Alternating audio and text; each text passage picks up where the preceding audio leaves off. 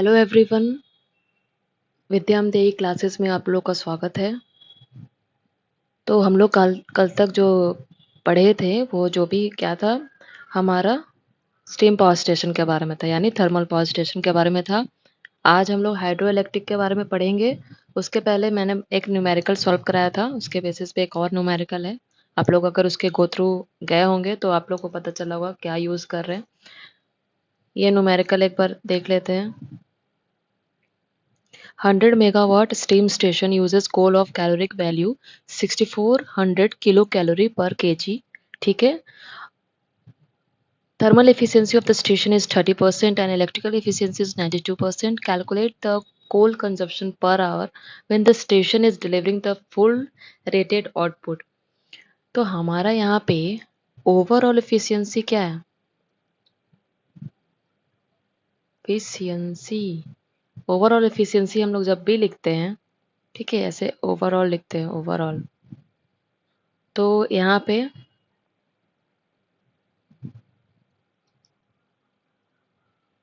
Sorry, यहाँ पे हम लोग यूज करेंगे thermal efficiency multiply by electrical, right, sorry, electrical.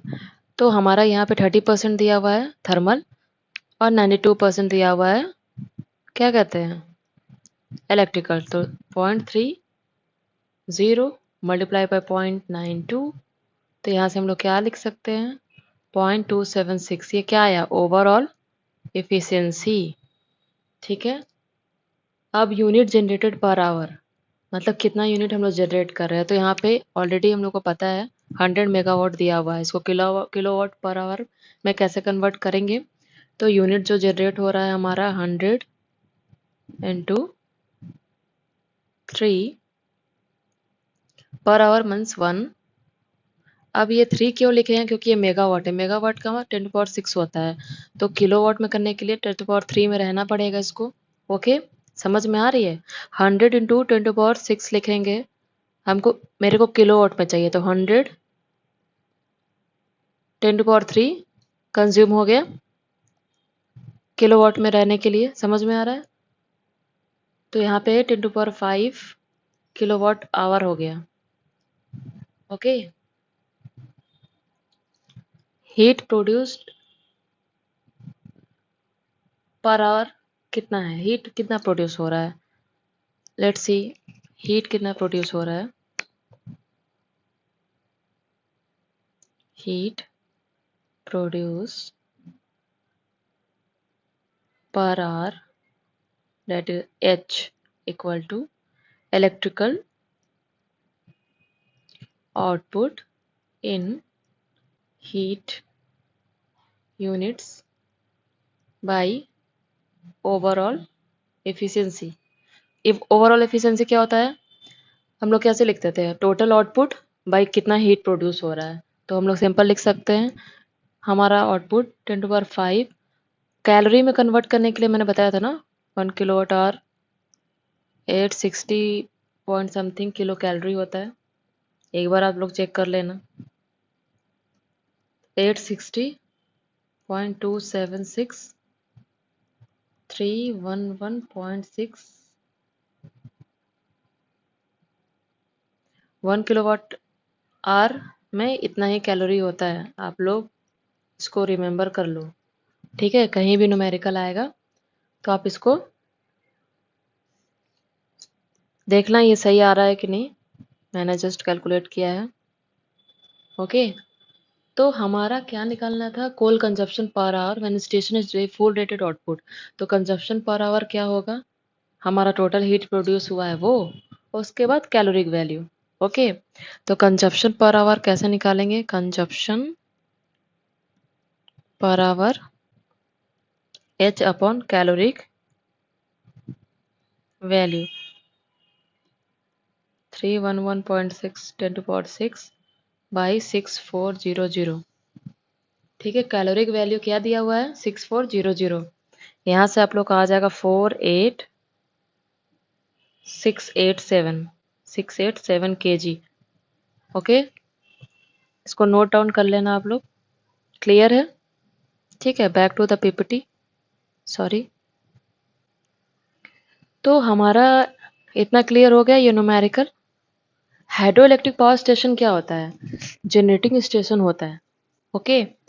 Generating station which utilizes the potential energy of a water at a high level for the generation of electrical energy is known as hydroelectric power station. ये क्या कर रहा है? अपने potential energy of water को use करके electricity generate हो रही है यहाँ पे। हाइड्रो इलेक्ट्रिक पावर स्टेशन क्या होता है? जनरली लोकेटेड होता है हिली एरियाज में, जहाँ डैम डैम बनाए जाते हैं कन्वीनियंटली और वहाँ पे लार्ज वाटर रिसोर्सेज होते हैं, वहीं पे hydro electric power station locate होता है। हाइड्रो इलेक्ट्रिक पावर स्टेशन बहुत ज़्यादा पॉपुलर है। क्यों? क्योंकि जो फ्यूल्स है, reserve of fuels like coal and oil, दिन पर दिन डिप्लीट हो रहा है, मतलब उसकी क्वांटिटी कम होते जा रही है डे बाय डे। ओके। तो हम लोग फिर कुछ अल्टरनेट सोचेंगे ना, अल्टरनेट कैसे इलेक्ट्रिसिटी जनरेट करे। तो हाइड्रो इलेक्ट्रिक उसमें से अच्छा है, क्योंकि इसमें आपको वो फ्यूल्स की ज़रूरत नहीं पड़ रही है। They have the added importance for flood control, storage of water for irrigation and water for drinking purpose. जितना भी सिंचाई के लिए वाटर यूज कर रहा है, फ्लड को कंट्रोल कर रहा है, क्योंकि मैक्सिमम अमाउंट ऑफ वाटर यहाँ पे इलेक्ट्रिसिटी में जनरेट करने के लिए यूज हो रहा है। एडवांटेज क्या है इसका? यहाँ पे कोई फ्यूल नहीं है, वाटर यूज हो रहा है। Okay. It is quite clean and, क्योंकि स्मोक और ऐश बिल्कुल नहीं है, बिल्कुल सही। It requires very small running charges because water जो है फ्री फ्री फंड का है। वाटर में क्या है, कोई चार्जेस नहीं है, फ्री ऑफ कॉस्ट है। ओके। रोबोस्ट एंड लॉन्गर वाल लाइफ है इसमें। लॉन्गर लाइफ होगा ना, क्यों? क्योंकि इसका जो सिस्टम है, जो बिल्ट होता है, वो रोबोस्ट इन नेचर होता है, हार्ड इन नेचर होता है। ठीक है। In addition to generation of electrical energy, they also help in irrigation and controlling flood. मैंने ऑलरेडी डिस्कस कर चुकी हूँ। इतना क्लियर है आप लोग को? जब हम लोग डिसएडवांटेज की बात करेंगे, तो डिसएडवांटेज में क्या होगा, क्या लैग कर रहा है इसमें, क्या प्रॉब्लम है इसमें, वो हम लोग डिस्कस करते हैं। हाई कैपिटल कॉस्ट है, ऑब्वियसली कंस्ट्रक्शन ऑफ डैम में ज़्यादा पैसा इन्वेस्ट होता है। Uncertainty about the ability of huge amount of water due to dependence on the weather condition.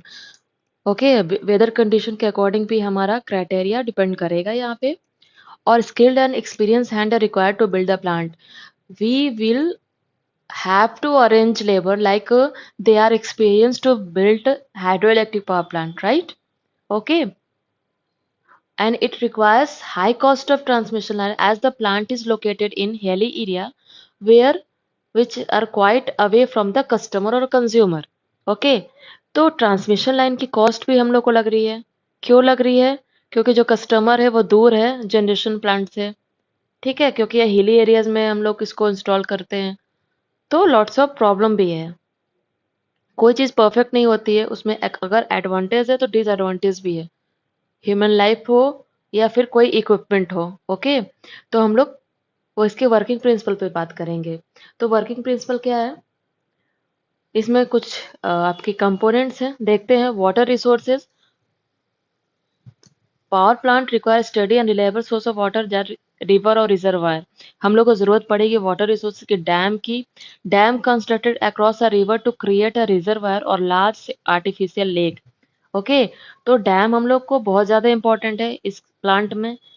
Water flow को वही रेगुलेट कर रहा है और significant water level difference between upper and lower portion of the dam maintain भी कर रहा है। ठीक है। Is it all right?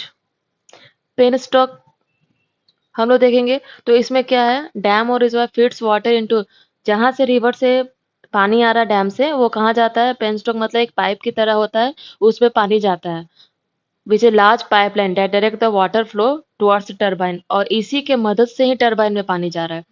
अगर ये पेनस्टॉक नहीं लगाएंगे तो हम लोग का पानी नहीं जाएगा। तो height difference between water level at the reservoir and the turbine location is refer to the head.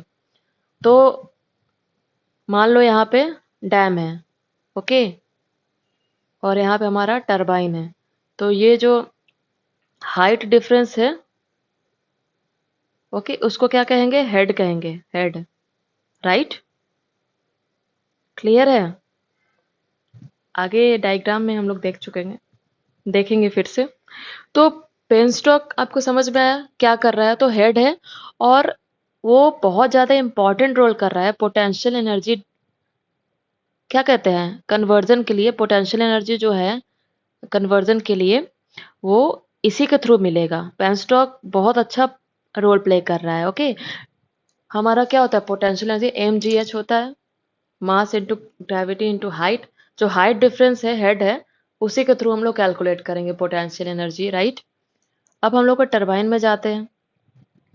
तो टरबाइन में क्या होगा? High speed of flow of water जो पेनस्टॉक से आ रहा है वो क्या करेगा? ब्लेड्स ऑफ टरबाइन को स्ट्राइक करेगा। तो ब्लेड जैसे स्ट्राइक करेगा तो उसको रोटेट करेगा। Turbine are design to efficiently convert kinetic energy of flowing water into mechanical energy. तो टरबाइन क्या कर रहा है? काइनेटिक को मैकेनिकल एनर्जी में कन्वर्ट कर रहा है। ओके, तो there are four types, different types of turbine used in hydro electric plant. कितने कितने है? पेल्टॉन है, फ्रांसिस है, कल्पन है, ठीक है। डिफरेंट फ्लो रेट्स और हेड लेवल के अकॉर्डिंग हम लोग इनमें से कोई कोई यूज करते हैं। इतना आप लोग, ये बहुत ज़्यादा इंपॉर्टेंट नेम है, ये आपको बहुत सारे कंपटीशन में पूछा जाता है, आप इसको नोट डाउन कर सकते हो। अब आते हैं जनरेटर पार्ट पे। जनरेटर क्या कर रहा है? Turbine are connected to the generator which are responsible for converting the mechanical energy from turbine into electrical energy. तो जैसे जैसे जनरेटर में टरबाइन ऑलरेडी कनेक्टेड होता है तो टरबाइन रोटेट हो रहा है, तो मैकेनिकल काइनेटिक और मैकेनिकल में कन्वर्ट कर रहा है। जो फीड होता है जनरेटर से, तो मैकेनिकल एनर्जी अगर जनरेटर को मिलेगा तो जनरेटर क्या करेगा? जनरेटर उसको इलेक्ट्रिकल एनर्जी में कन्वर्ट करेगा, राइट। सर्च टैंक क्यों यूज कर रहे हैं हम लोग? देखो ये डायग्राम आ गया है। अब जैसे हम लोग ने डिस्कस किया, reservoir, dam, search tank, penstock, यही है पाइप जहां से पानी जा रहा है, ये वॉल्व है, ये टरबाइन शाफ्ट है, ये इसका ब्लेड है, और ये पावर हाउस है। इसमें ट्रांसफार्मर, ट्रांसफार्मर जो ट्रांसमिशन के लिए यूज होगा, इसके अंदर है पावर हाउस है, यहाँ से इलेक्ट्रिसिटी डिस्ट्रीब्यूट होगी, ठीक है। तो हम लोग देखो सर्च टैंक क्या है? सर्च टैंक क्रूशियल कंपोनेंट है हाइड्रो इलेक्ट्रिक पावर प्लांट का, जो क्या करता है?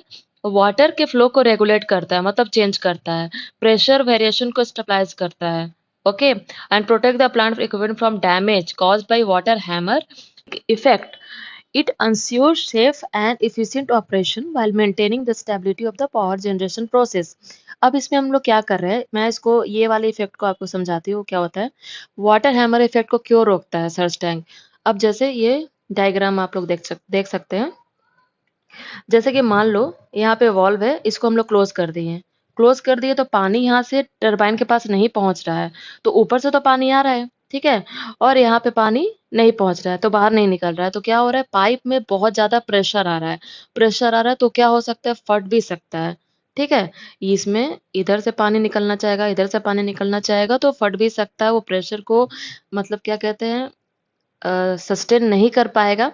तो यहाँ से इसीलिए सर्च टैंक बनाते हैं कि सर्च टैंक के थ्रू यहाँ पे तो थोड़ा सा भी वाटर जो है इधर उधर नहीं जा पा रहा है, तो वो सर्च टैंक के थ्रू चला जाएगा, यहाँ पे एक्यूमुलेट हो जाएगा, ठहर जाएगा, इकट्ठा हो जाएगा, ओके। तो सर्च टैंक में इसीलिए हम लोग लगा लेते हैं कि कभी भी मान लो कि शट डाउन किया गया, सडनली मान लो प्लांट को, वाल्व को शट डाउन किया गया, कोई इमरजेंसी आई, शट डाउन कर दो, तो यहाँ पे आपको शट डाउन कर दो, वॉल्व को क्लोज कर दो। वॉल्व को क्लोज करने से ही पानी रुक जाएगा, तो पानी प्रेशर पे पाइप पे प्रेशर बनाने लगेगा, तो उस प्रेशर को कंट्रोल करने के, ओवरकम करने के लिए हम लोग पेनस्टॉक का जो जिसमें तो वाटर लेवल है, इसको सेफली रिलायबली वर्क करवाने के लिए सर्च टैंक का होना जरूरी है। वाल्व हाउस क्या कर रहा है? ये कह रहा है efficient operation while allowing the maintenance and emergency shutdown. मैंने कहा इमरजेंसी शटडाउन के लिए इसको रखा गया है, कभी भी अच्छे से ऑपरेशन हो जाए, ठीक है। ये ऐसे ही हमारा हाइड्रो इलेक्ट्रिक पावर प्लांट का ये एक क्या कहते हैं, वर्किंग सिनेरियो है। तो यहाँ पे देखो रिजर्वायर है, मतलब वाटर स्टोरेज है। क्या है? वाटर स्टोरेज, ठीक है।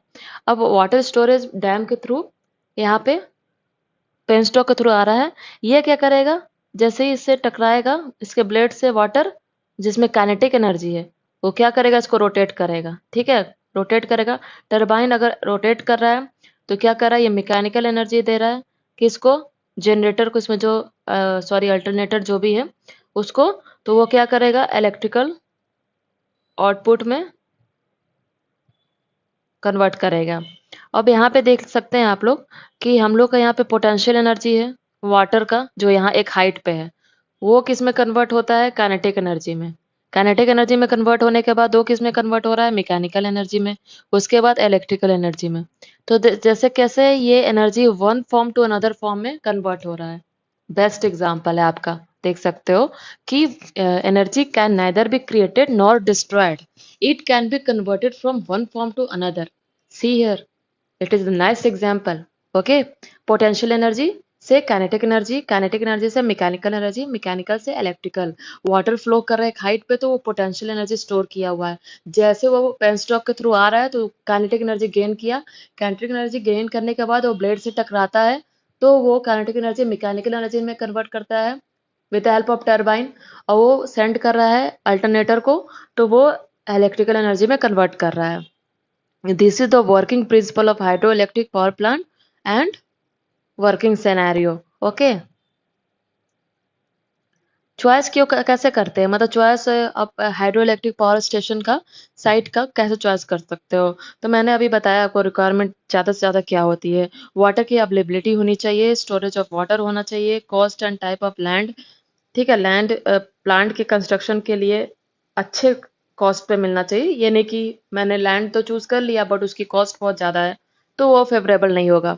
ट्रांसपोर्टेशन फैसिलिटीज़ देखनी चाहिए कि आपका जो हाइड्रो इलेक्ट्रिक पावर प्लांट है, वो अगर वहाँ railway station means through rail, okay, through train और थ्रू रोड, ओके, बस, क्या वो ऐसा पॉसिबिलिटी है कि इक्विपमेंट जो नेसेसरी होगा, मशीनरी क्या होगा, वो इजिली ट्रांसपोर्ट हो पाएगा। मान लो कोई इक्विपमेंट चाहिए और उसको ट्रांसपोर्ट होने में ही बहुत ज़्यादा समय लग गया, या बहुत दूर है, नहीं हो पाएगा, तो प्लांट अच्छे से वर्क नहीं करेगा, प्लांट अच्छे से वर्क नहीं करेगा, रिलायबल ऑपरेशन नहीं होगा, तो इलेक्ट्रिकल एनर्जी जनरेट नहीं होगा, जो हमारा मोटो है। तो सिंपली हम लोग फेल हो जाएंगे अपने गोल पे। तो इसलिए हम लोगों को यह सब चीज़ बहुत अच्छे से चेक करना होगा किसी भी साइट में हाइड्रो इलेक्ट्रिक पावर प्लांट को इंस्टॉल करने के लिए। क्लियर है आप लोग को। हम लोग न्यूमेरिकल देख लेते हैं, हाइड्रो इलेक्ट्रिक पावर प्लांट से रिलेटेड है। तो हाइड्रो इलेक्ट्रिक जनरेटिंग स्टेशन जो है, वो रिजर्वायर की कैपेसिटी जो उन्होंने रखा है 5। ओके, हम लोग इस पे इस न्यूमेरिकल को देख लेते हैं। क्या है यहाँ पे, सबसे पहले हम लोग वेट निकालेंगे, ठीक है। वल इज कितना है, volume of water multiply by density. हम डेंसिटी, वॉल्यूम तो हम लोग को पता है कितना है, 5 इंटू 10⁶, पर डेंसिटी निकालने के लिए क्या करेंगे, इसको डी रखने देते हैं। मास per unit volume is D. तो 1 मीटर क्यूब, अगर वॉल्यूम हमारा 1 मीटर क्यूब है, तो हमारा मास 1000 kg होता है, ठीक है। तो डेंसिटी हमारा कितना आएगा, 5 इंटू 10⁶ इंटू 1000, इससे, ठीक है। ये स्टैंडर्ड है कि mass of 1 metre cube of water is 1000 kg। तो हम यहाँ से निकाल सकते हैं 5 इंटू 10⁹ और न्यूटन में लिख सकते हैं 5 इंटू 10⁹ मल्टीप्लाई बाय 9.81 न्यूटन। अब electrical energy available, right, weight, head and overall efficiency, this is the formula. इसको नोट डाउन कर लो, एवरी कंपटीशन में इसी को पूछता है। तो ओवरऑल एफिशिएंसी हम लोग को दिया हुआ है 75%, राइट। तो वेट हमारा कितना है, 5 इंटू 10⁹ 9.81 न्यूटन। हेड कितना दिया हुआ है, 200। हेड इज क्या, हाइट डिफरेंस, मतलब डैम से लेकर हमारा टरबाइन तक, ओके। 200 दिया हुआ है हेड, 200 मीटर, एंड एफिशिएंसी हमारा 0.75 है। तो हम लोग क्या करेंगे, इसको कैलकुलेट करेंगे।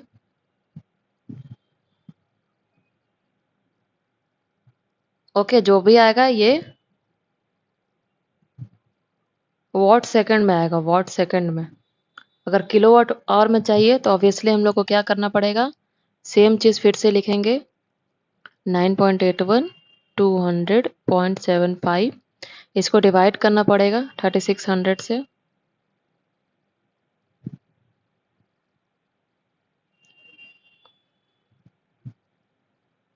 3600 1000। अब ये किस में देगा, आपको किलोवाट आवर में देगा। 2.04 इंटू 10⁶ किलोवाट आवर। एक बार आप चेक कर लेना न्यूमेरिकल आंसर सही आ रहा है कि नहीं। Okay, thank you class, have a great day.